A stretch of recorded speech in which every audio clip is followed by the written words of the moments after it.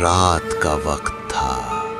فیصل آباد کے ایک پرانے محلے میں ہوا عجیب سی سرگوشی کر رہی تھی جب علی اپنے دوستوں کے ساتھ ایک پرانے بند پڑے گھر میں چیلنج کے طور پر گھس گیا۔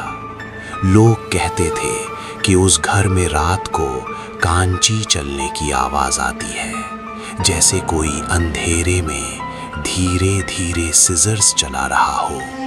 پہلے تو سب ہنس رہے تھے، لیکن جیسے ہی گھڑی نے 12 بجائے، ہوا اچانک ٹھنڈی ہو گئی اور اوپر والے کمرے سے چک چک چک کی آواز گونج اٹھی، بالکل ویسی جیسے لوہے کی کانچی کسی سوکھی ہڈی کو کاٹ رہی ہو۔ علی نے ہمت کر کے سیڑھیاں چڑھنا شروع کی۔ ہر قدم کے ساتھ آواز تیز ہوتی گئی، اور جب وہ کمرے کے دروازے تک پہنچا، اس نے دیکھا کہ دروازہ خود بخود ہلکا سا کھل رہا ہے۔ اندر اندھیرا اتنا گہرا تھا کہ جیسے روشنی بھی وہاں جانے سے ڈر رہی ہو۔ اچانک ایک اور آواز آئی، اس بار صرف کانچی کی نہیں بلکہ کسی عورت کی ہلکی سی ہنسی جو دھیرے دھیرے چیخ میں بدل گئی۔ علی نے دروازہ دھکا دیا اور جو اس نے دیکھا اس کی روح کانپ اٹھی۔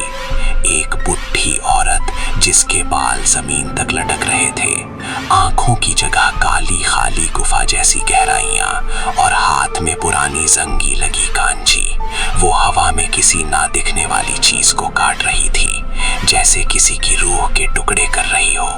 اس نے اچانک اپنا سر گھمایا اور سیدھا علی کی طرف دیکھا، پھر دھیرے سے بولا، تم لوگ بھی لڑائی دیکھنے آئے ہو؟ اتنا کہنا تھا کہ اس نے کانچی تیز تیز چلانی شروع کر دی اور کمرے کی دیواروں پر خون کے نشان ابھرنے لگے، جیسے پرانی لڑائی دوبارہ زندہ ہو گئی ہو۔ علی کے دوست نیچے سے چیخنے لگے، لیکن جب وہ بھاگنے لگا تو اس نے محسوس کیا کہ اس کے پیر زمین سے چپک گئے ہیں۔ بوڑھی عورت دھیرے دھیرے اس کے قریب آئی اور اس کے کان کے پاس پھسپھسائی، جب کانچی چلتی ہے تو لڑائی ختم نہیں ہوتی، بس روحیں بدل جاتی ہیں۔